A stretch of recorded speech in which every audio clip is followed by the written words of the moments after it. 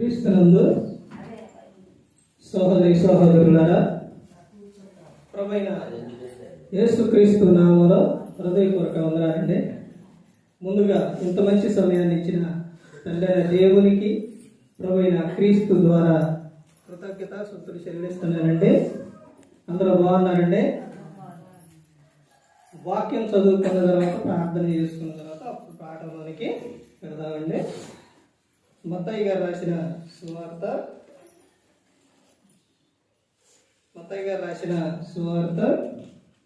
1వ అధ్యాయం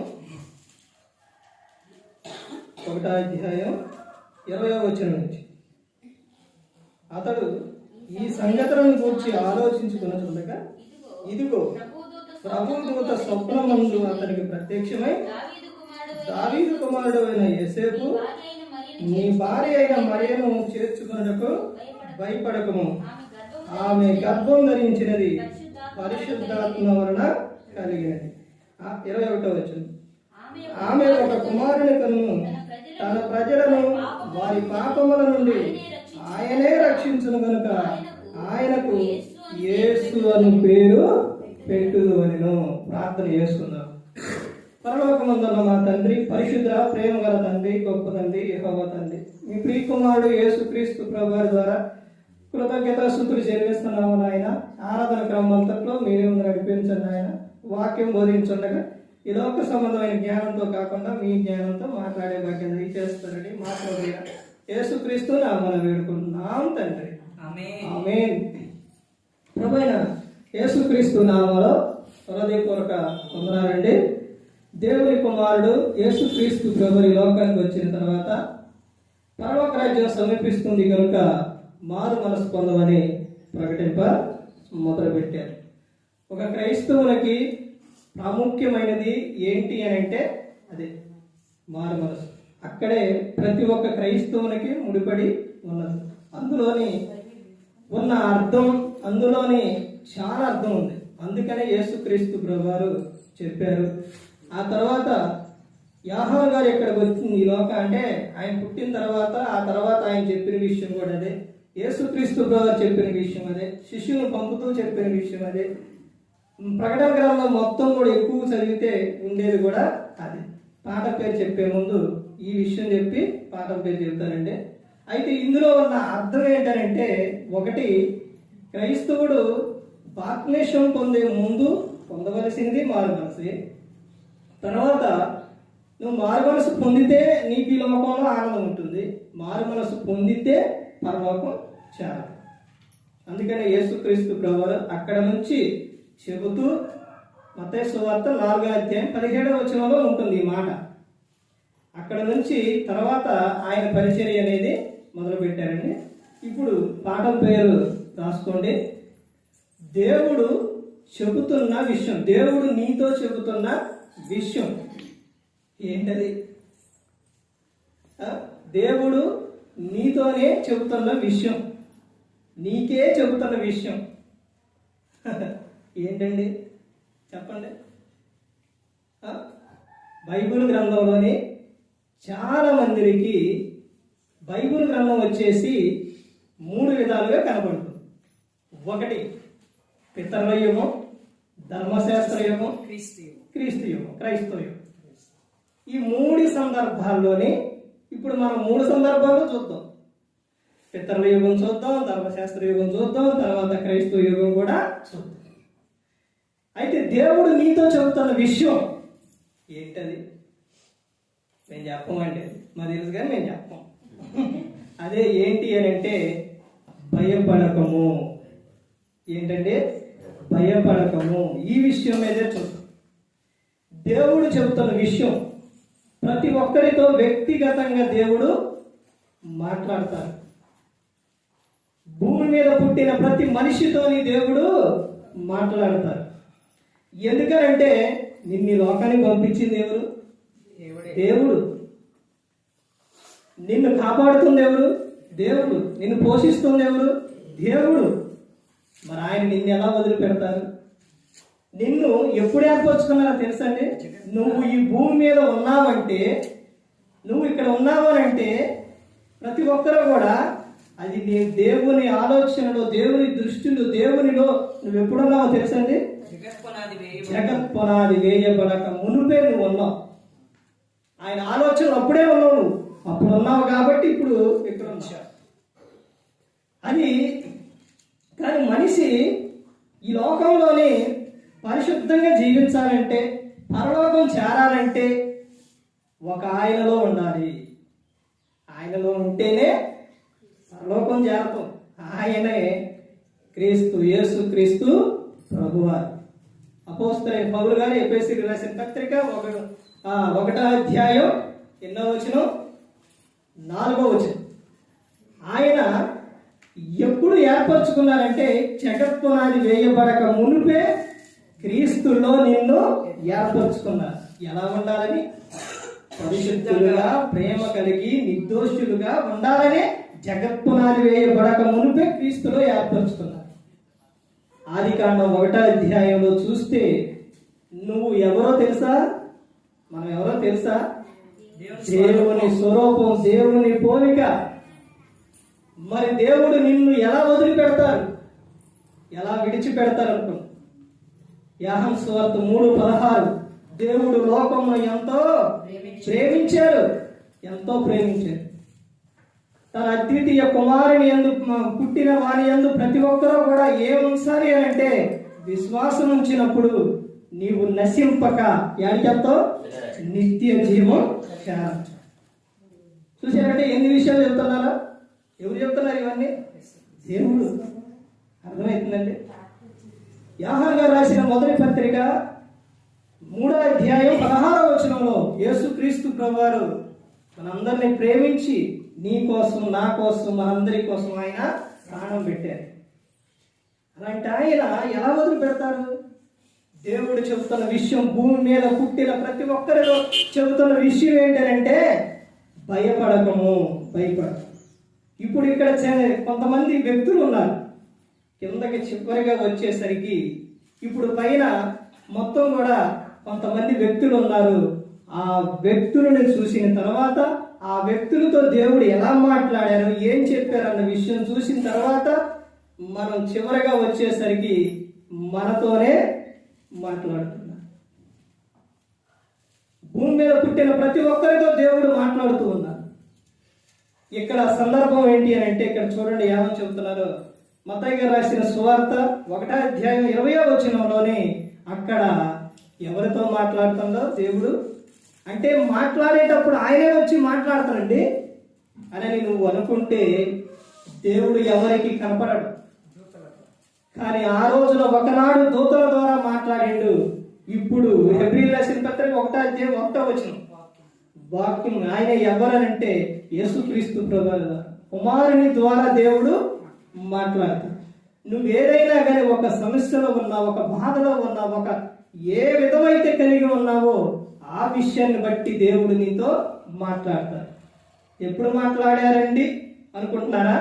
ఒకసారి ఆలోచించండి.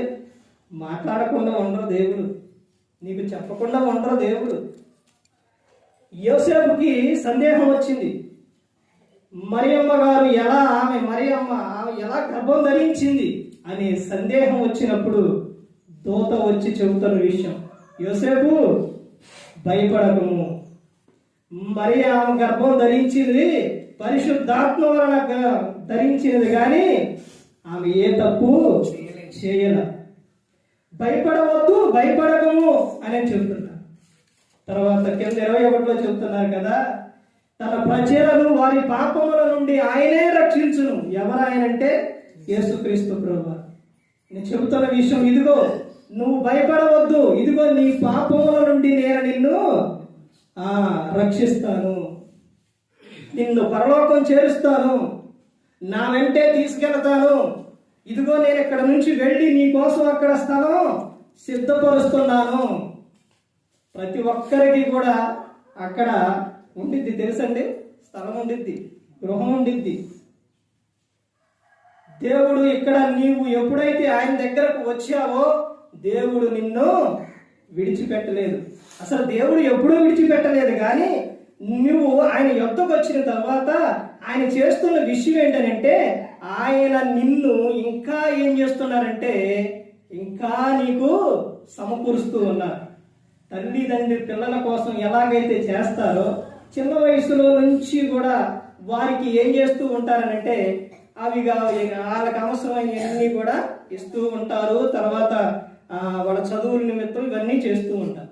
వాళ్ళకు ఒక వయసు వచ్చేసరికి వాళ్ళు స్థిరపడటానికి ఏం చేస్తారు, స్థిరంగా ఉండడానికి ఒక గృహం అని, డబ్బు అని, లేకపోతే ఇవన్నీ కూడా ఇస్తారు. అయితే ఇక్కడ దేవుడు ఏం చేస్తున్నారంటే దేవుడు చేస్తుంది కూడా అది. నువ్వు రాకముందు నిన్ను కాపాడారు. నువ్వు సంఘంలోకి వచ్చిన తర్వాత దేవుడు చేస్తున్న విషయం ఏంటంటే ఇదిగో నువ్వు స్థిరంగా ఉండడానికి నీ కోసం సిద్ధపరుస్తున్నారు. నీ కోసం సమస్తాన్ని సమకూర్చి తర్వాత నిన్ను ఈ లోకానికి పంపించారు. ఆ తర్వాత నువ్వు ఈ లోకం నుంచి పరలోకం వెళ్ళిన తర్వాత అక్కడ ఉండడానికి అక్కడ నివాసం సిద్ధపరుస్తున్నారు. అంటే నిన్ను ఎప్పుడు కూడా దేవుడు విడిచిపెట్టలేదు. నువ్వు నీ పాపంలో మరణించకూడదని యేసుక్రీస్తు ప్రభువారు ఈ లోకానికి వచ్చి మనందరి కోసం శిలువలో తన ప్రాణాన్ని పెట్టి అన్నారు. చూడండి, పితరుల యుగంలో ఉన్నది ఎవరు? పితరుల యుగంలో ఉన్న వ్యక్తులు ఎవరు అంటే అబ్రహాము ఇంకా చాలా మంది ఉన్నారులే, కానీ మెయిన్ అందరికీ తెలిసిన విషయం ఎవరెవరనంటే అబ్రహాము, ఇస్సాకు, యాకోబు, వీళ్ళు మాత్రం తెలుసు. అప్పుడు దేవుడు మాట్లాడుతున్న విషయం చూడండి, ఒక ఆమెతో దేవుడు మాట్లాడుతున్నారు. ఆమె నా పని అయిపోయింది, నా బిడ్డ పని అయిపోయింది అని ఆమె ఏడుస్తున్న సందర్భాల్లో దేవుడు మాట్లాడుతున్న విషయం చూడండి. ఆదికాండం 21వ అధ్యాయం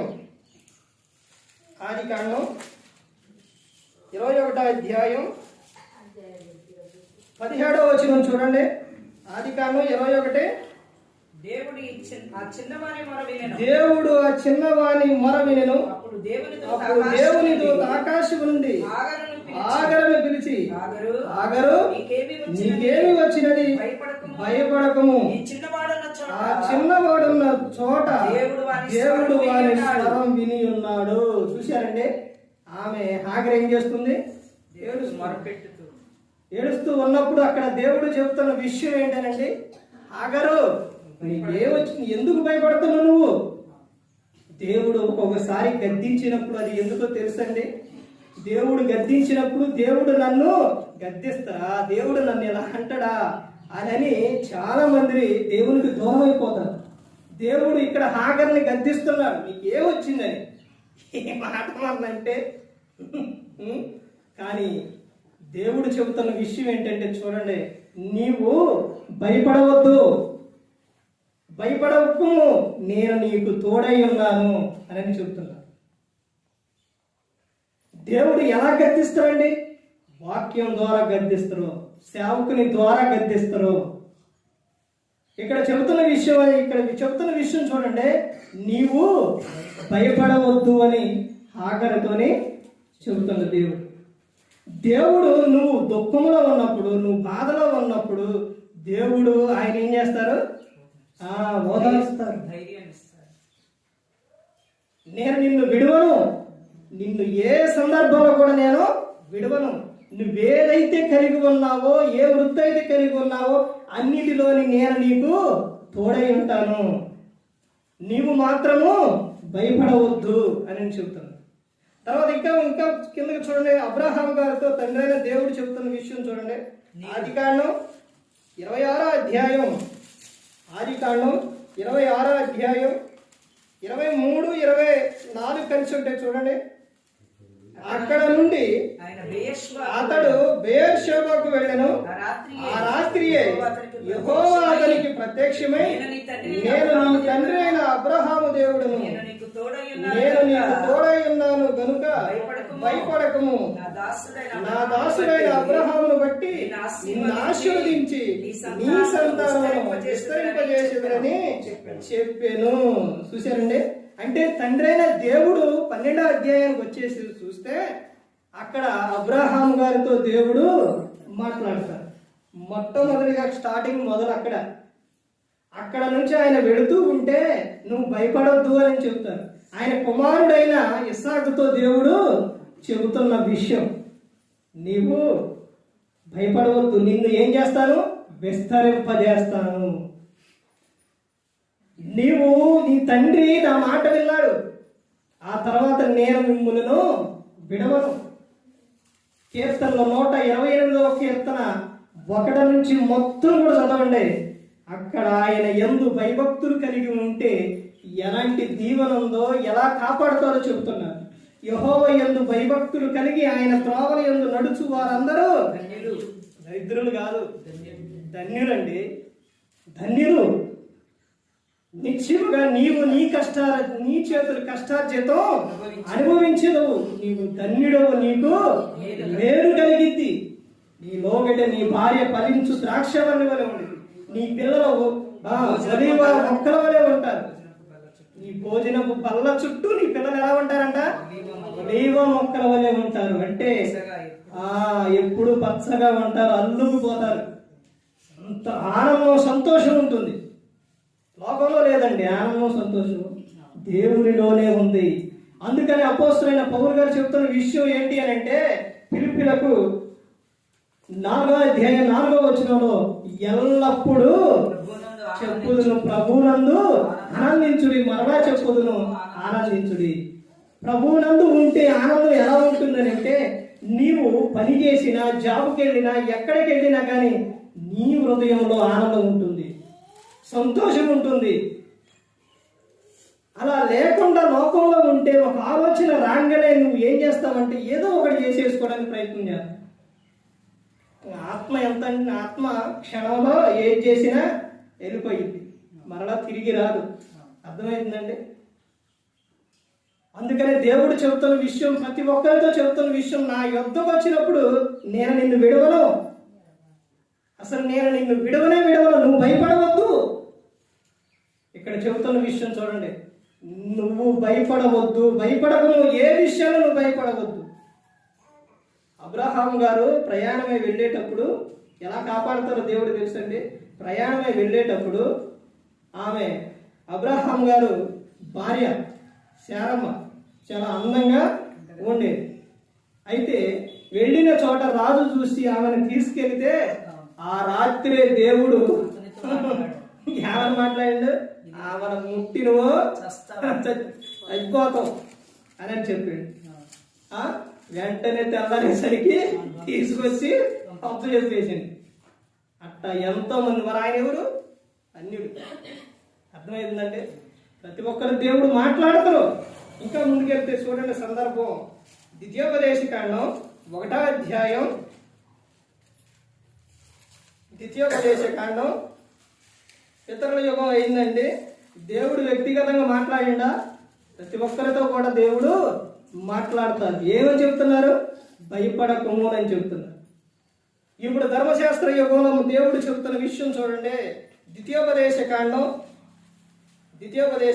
1వ అధ్యాయం 21వ వచనం నుంచి చూడండి. ఇదిగో నీ దేవుడైన యెహోవా ఈ దేశమును నీకు అప్పగించెను. నీ పితరుల దేవుడైన యెహోవా నీతో సెలవిచ్చినట్లు దాన్ని స్వాధీనపరుచుకును, భయపడకము, అధైర్యపడకమని నీతో చెప్పి తిని.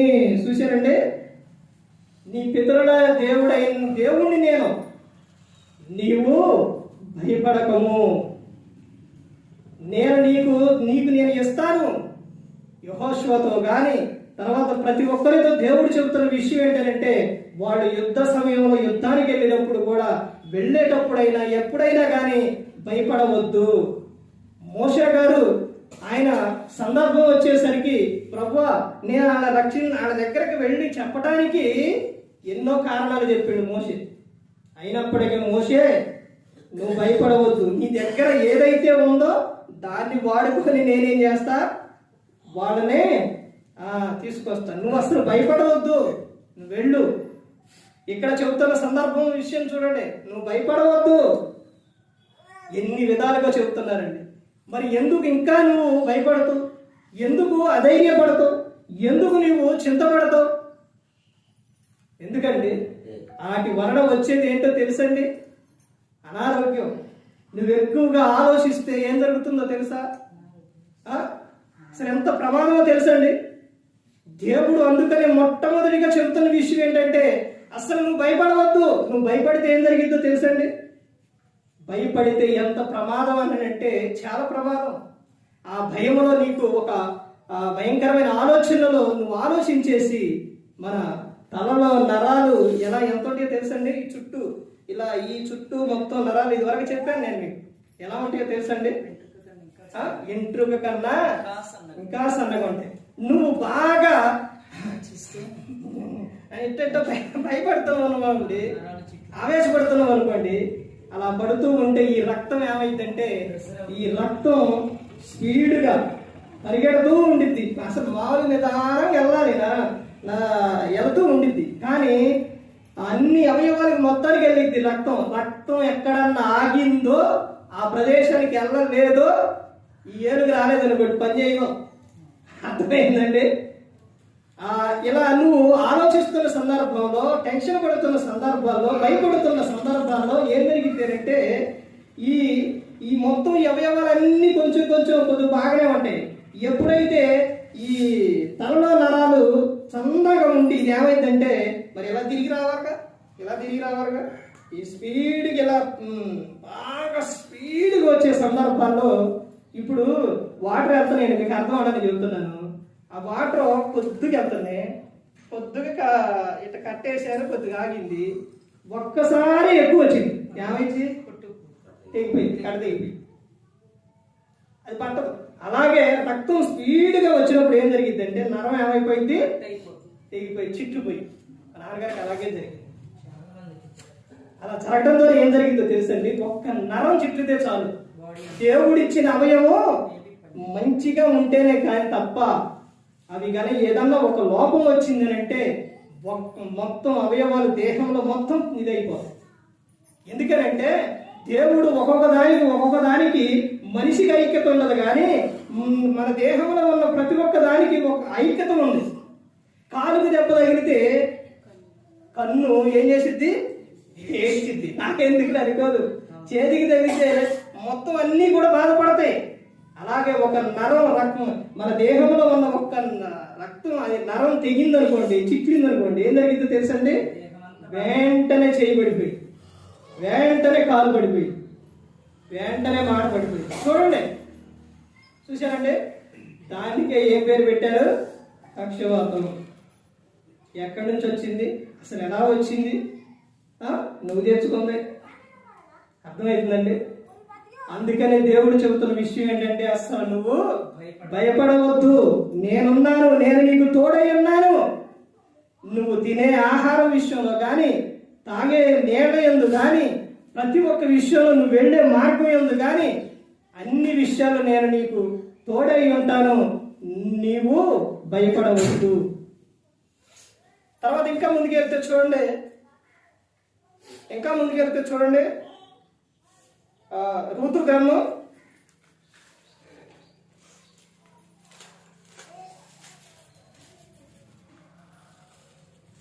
ఋతు గ్రంథం 3వ అధ్యాయం 10వ వచనం నుంచి చూడండి. అతడు, నా కుమారి, యెహోవా చేత నీవు దీవెన నొందిన దానవు, కొద్దివారినే గాని గొప్పవారినే గాని యవనస్తులను నువ్వు వెంబడింపక ఉండుట వలన నీ మునుపటి సత్ప్రవర్తన కంటే వెనుకటి సత్ప్రవర్తన మరీ ఎక్కువైనది. కాబట్టి నా కుమారి, భయపడకము, నీవు చెప్పినదంతయు నీకు చేసేదను, నీవు యోగ్యురాలు అని నా జనులందరూ ఎరుగుదురు. ఒక వ్యక్తితో చెబుతున్న విషయం చూడండి. ఒక స్త్రీతోనే ఒక వ్యక్తి చెబుతున్న సందర్భం. ఆమె ప్రవర్తన మంచి ప్రవర్తన కలిగి ఉంటే ఏం జరుగుతుందో గ్రంథాల్లో చాలా విషయాలు ఉన్నాయి.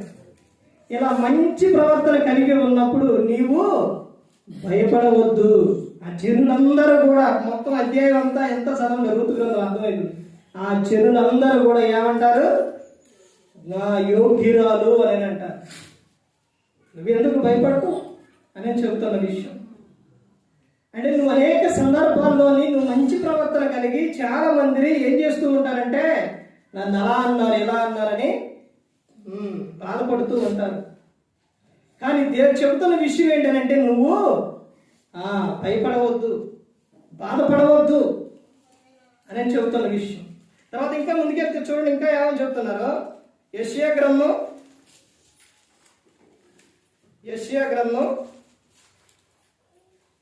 41వ అధ్యాయం. యెషయా గ్రంథం 41వ అధ్యాయం తీశారండి.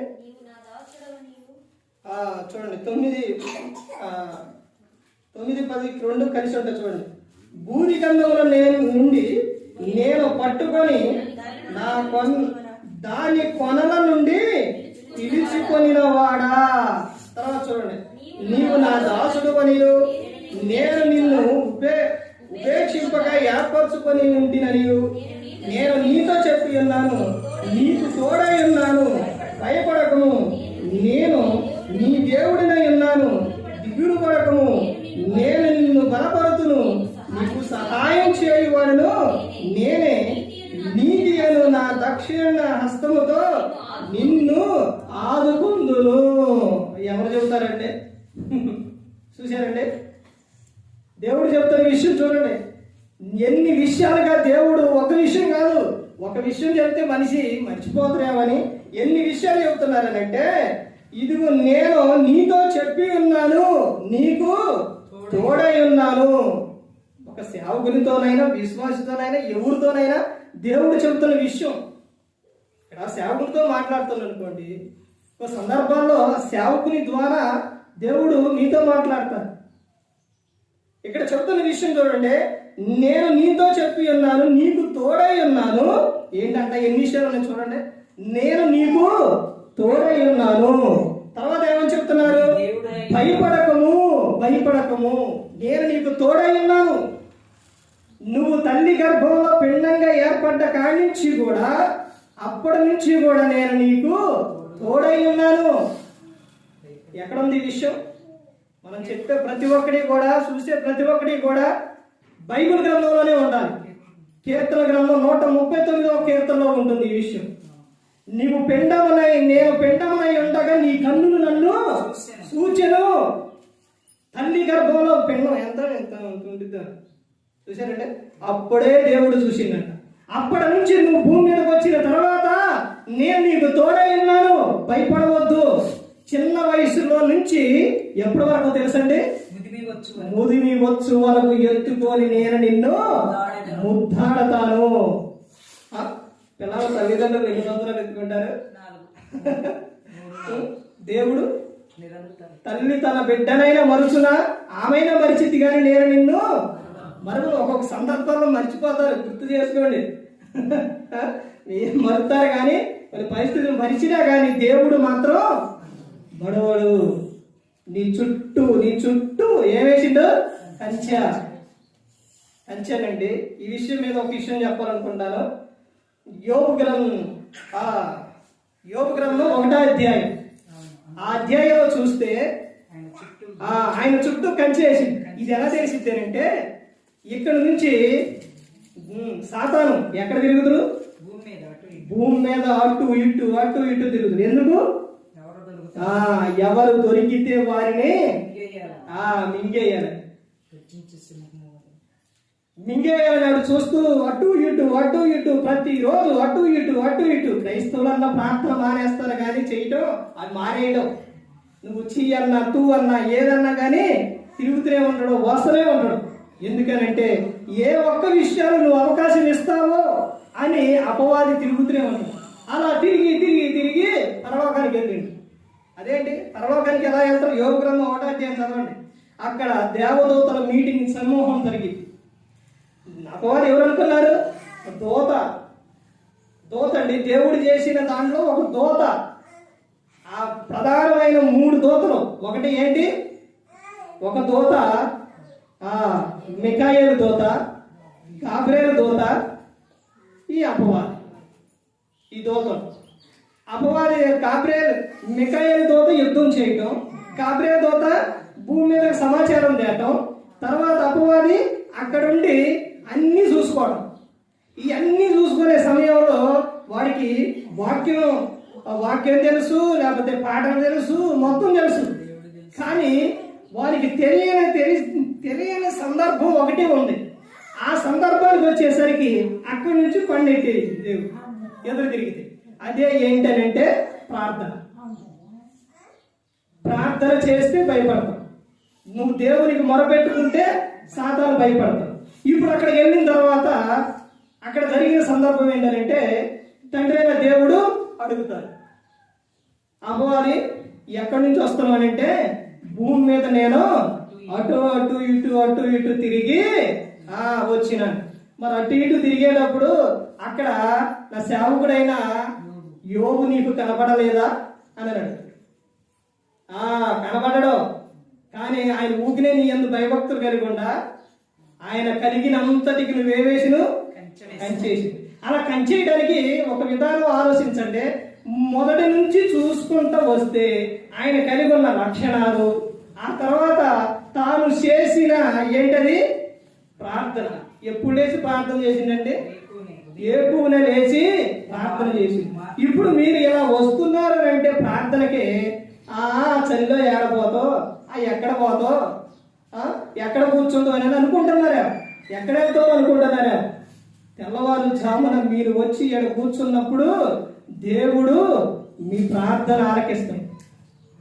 మీకు కలిగినంతటికి కూడా ఆయన కంచె వేస్తాడు. ఆయన మిమ్మల్ని ఎప్పుడు కూడా విడిచిపెట్టడు. ఎప్పుడు విడిచిపెట్టడండి. ఏది కూడా దేవుని విషయాల్లో చేసే ప్రతి ఒక్కడే కూడా వ్యర్థమైపోదు. నేను ఆదివారం ఆరాధనకి రావాలి అని ఆలోచన పెట్టుకున్నప్పుడు ఇక నైట్ కూడా వాక్యాలు ఏమైనా పెట్టేటప్పుడు భయం వస్తూ ఉండిద్ది. ఎందుకనంటే తెల్లవారుజామున లేగాలి. ఇప్పుడు కానీ ఈ వాక్యాలు ఇవన్నీ చేస్తే ఇంకా మెలకు వచ్చిద్దో రాదా అని అలారం పెట్టుకొని తెల్లవారుజామున లెగిస్తేనే నేను ఇక్కడికి రాగలుగుతాను అని అనుకొని అవన్నీ పెట్టుకొని అలా పడుకొని ఉంటే దేవుడు ఏం చేస్తారో తెలుసండి. ఆ సమయం 2, 3 రాగానే అక్కడి నుంచి దేవుడు ఏం చేస్తారో లేపుదే. అంటే దేవుడు లేపుతారండి అనుకుంటున్నారా? ఎవరి ద్వారా ఒకరి ద్వారా ఏం చేస్తారో లేపిస్తారు.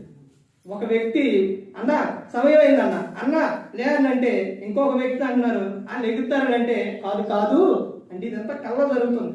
కాదు, ఇక్కడ నుంచి అంటామంటే మామూలు విషయం కాదు, చాలా దూరం వెళ్ళాలి, అన్న ముందు లెగిసే రెడీ అవ్వాలి అనే ఆ మాట వినపడి వెంటనే లేచి కళ్ళు తెరిచి వెంటనే లేచాను.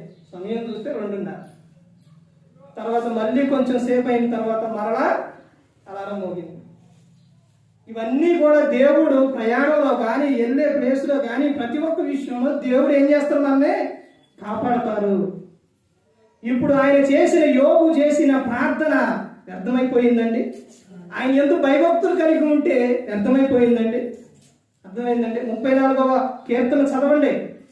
ఆయన ఎందుకు భయభక్తులు కలిగి ఉంటే దూత ఏంటంట కావలి ఉండిద్దంట. ఏదండి దూత? కనపడట్లేదు అనుకుంటున్నారా? ఒకనాడు వచ్చినాయి, ఒకనాడు కనపడ్డే, ఇప్పుడు నీకు కనపడవు. యేసుక్రీస్తు ప్రభువు చెప్పిన విషయం, ఎక్కడ 2-3 కూడి ఉంటారో అక్కడ నేను ఉంటానని ఆయన చెప్పిండు. అంటే మరి ఏరండి కనపడరే అనేవాళ్ళు కూడా ఉంటారు. ఆయన ఆత్మస్వరూపిగా ఉన్నారు, ఆయన ఇక్కడే ఉన్నారు. దేవుడు చెప్పిన మాట ఏ మాట నిరర్థకమయ్యి పోదు. ఆకాశం భూమి గతించినా గాని నా మాటలు గతింపు అని ఆయన చెప్పి ఉన్నారు.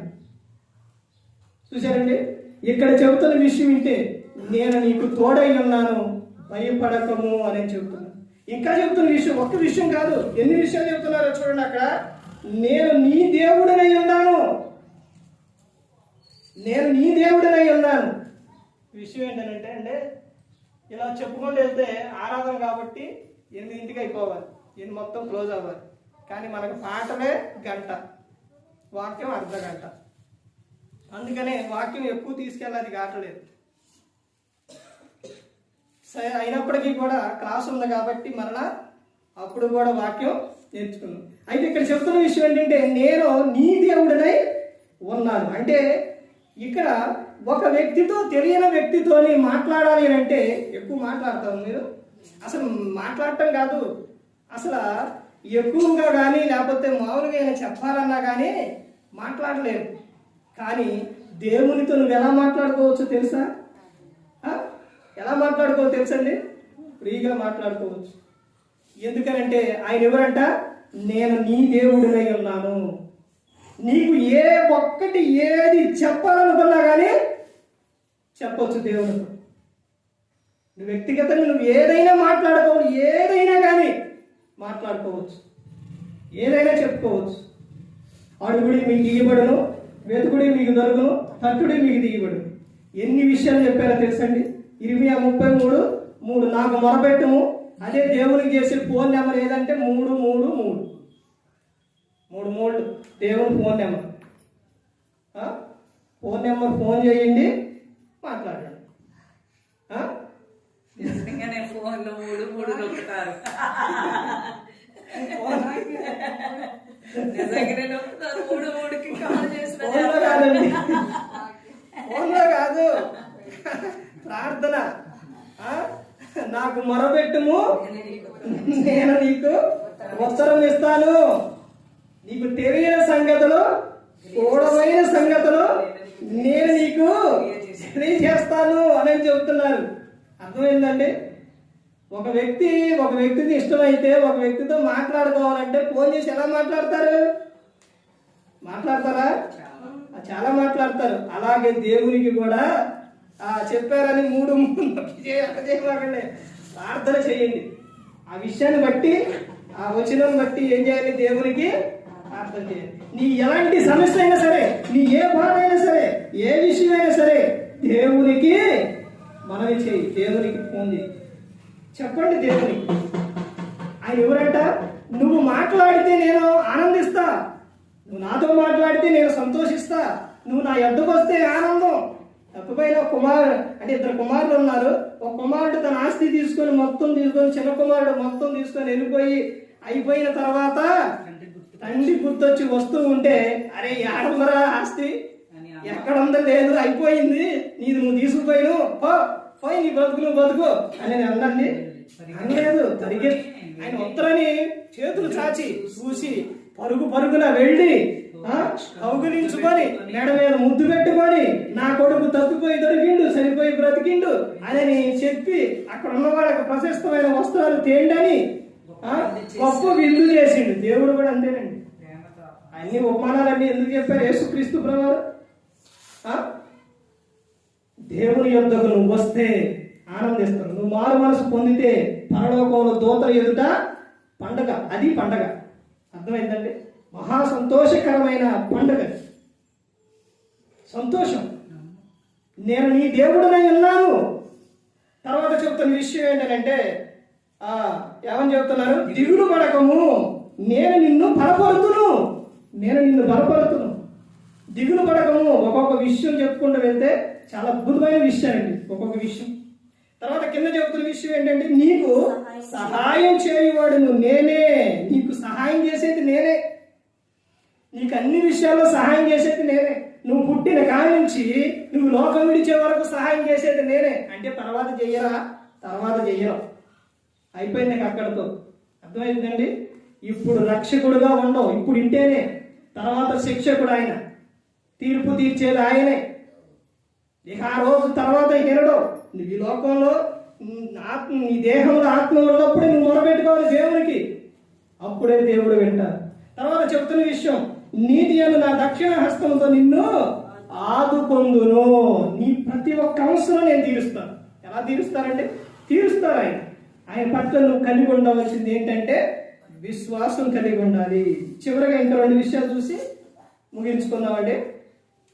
అపోస్తుల కార్యాలు ఇక్కడే చూడండి, 13లో కూడా చెబుతున్న విషయం చూడండి. ఏమని చెబుతున్నారు? ఇదే విషయం యెషయా గ్రంథం 41:13లో చూడండి. నీ దేవుడైన యెహోవాకు నేను భయపడకము, నేను నీకు సహాయం చేసేదనని చెప్పుచు నీ కుడి చేతిని పట్టుకొని ఉన్నాడు. చూశారండి? పట్టుకొని ఉన్నారు.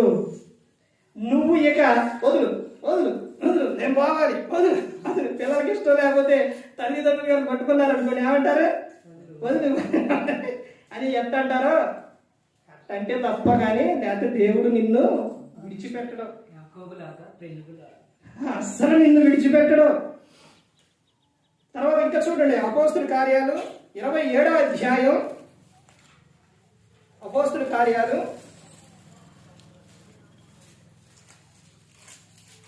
27వ అధ్యాయం 23 చూడండి. నేను ఎవని వాడును ఎవరిని సేవించుచున్నానో ఆ దేవుని దూత గడిచిన రాత్రి నా యొద్ద నిలిచి పౌలా భయపడకము. చాలా చూడండి ఏమని చెప్తున్నారు. పౌలు గారితో చెప్తున్న విషయం. ఇప్పుడు ఎక్కడికి వచ్చావు? క్రైస్తవ యుగం. అర్థమైందండి. అక్కడ దేవుడు పితరుల యుగంతో మాట్లాడిండు, ధర్మశాస్త్ర యుగంలో మాట్లాడిండు, ఇప్పుడు క్రైస్తవ యుగంలో కూడా మాట్లాడతాం. పౌలు గారితో చెబుతున్న విషయం, పౌలా నువ్వు భయపడవద్దు, నువ్వే విషయాల్లో భయపడకు, నేను నీకు తోడై ఉన్నాను, నేను నిన్ను నడిపిస్తాను, నీకు సహాయం చేస్తాను అని చెబుతున్న విషయం. చివరిగా ఇంకో విషయం చూడండి, దేవుడు ఏమని చెబుతున్నారు. ప్రకటన గ్రంథం 2వ అధ్యాయం. ఎక్కువ సమయం తీసుకెళ్ళడానికి లేదండి. ప్రకటన గ్రంథం 2వ అధ్యాయం 9వ వచనం నుంచి చూడండి, 8 నుంచి రండి. స్మరణలో ఉన్న సంఘపు దూతకు ఎలాగూ రాయము, మొదటి వాడును కడపటి వాడినై ఉండి మృతుడనై మరలా బ్రతికిన వాడు చెప్పు సంగతులేమనగా. చూశారండి, ఎవరంట ఈయన? ఎవరు? వెంటనే అర్థం అవ్వాలండి మనకి. ఎవరనంటే యేసుక్రీస్తు ప్రభువారు. ఆయన మొదటిలో చెప్పిన విషయం చూడండి. ఇదిగో మొదటి వాడను కడపటి వాడను ఉండి మృతుడనై మరలా బ్రతికిన వాడు చెప్పు సంగతులేమనగా. ఇంకెవరు? యేసుక్రీస్తు ప్రభువే. ఆయన చెబుతున్న విషయం చూడండి.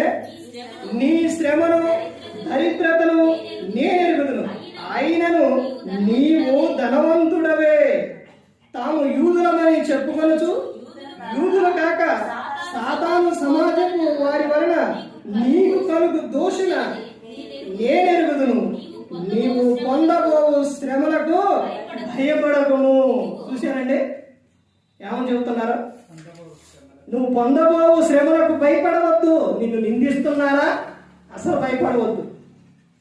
నా నిమిత్తం జనులు మిమ్మల్ని నిందించి హింసించి మీ మీద అబద్ధముగా చెడ్డ మాటలు పలుకున్నప్పుడు ధన్యులు. మత్తయి సువార్త 5వ అధ్యాయం 11వ వచనం. అక్కడ ఆ విషయం ఉంటుంది. ఇక్కడ చెబుతున్న సందర్భం, నీ శ్రమను దరిద్రతను నేను ఎరుగుదును, అయినను నువ్వెవరో ధనవంతుడవే. ఆయన ధనవంతుడయ్యింది మన కోసం దరిద్రుడికి లోకంలో జన్మించారు. ఎందుకనంటే మనలను ధనవంతులు చేయడానికి. ఇంకెంతకన్నా విషయం ఎవరు చెప్తారంటే, నువ్వెవరివి? ధనవంతుడివే, నేను నీకు తోడై ఉన్నాను. అదే తర్వాత ఏమని చెప్తున్నారో చూడండి. తాము యూదులమని చెప్పుకొనొచ్చు యూదులు కాక సాతాను సమాజపు వారి వలన నీకు కలుగు దోషులను నేను ఎరుగుదును. నిన్ను నిందిస్తున్నారా? బయట ఉన్న వారు నిన్ను బాధ పెడుతున్నారా? అవన్నీ నేను ఎరుగుతాను. అయినప్పటికీ చెబుతున్న విషయం ఏంటంటే, నీవు పొందబో శ్రమలకు భయపడవద్దు. అసలు నువ్వు భయపడవద్దు, దిగులు పడవద్దు.